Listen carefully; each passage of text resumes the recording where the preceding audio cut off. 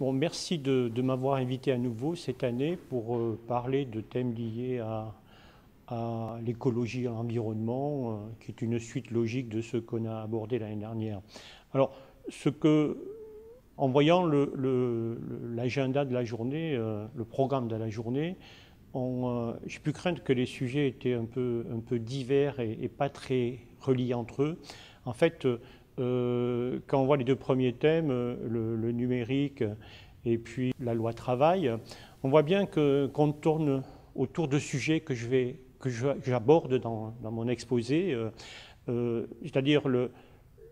la formation, mais j'ajouterai également la sensibilisation et la prise de conscience. Aujourd'hui, nous sommes dans des défis mondiaux au niveau des écosystèmes, avec ce phénomène climatique qui est apparu il y a quelques décades, il n'y a pas très longtemps,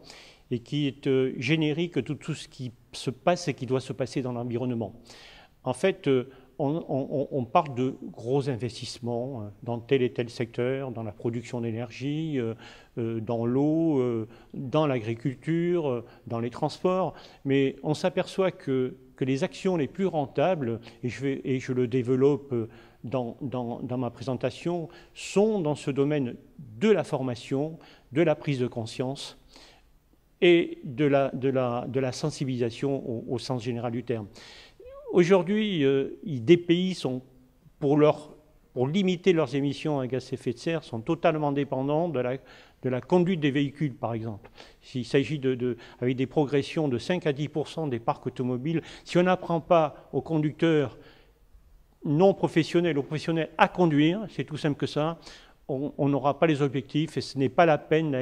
d'aller leur donner des investissements gigantesques qui ne seront pas gérés. Donc j'insisterai dans tous mes propos et je donnerai des exemples comportementaux pour montrer que toute cette prise de conscience, formation, sensibilisation est essentielle. Elle demandera du temps, mais il faut déjà l'engager.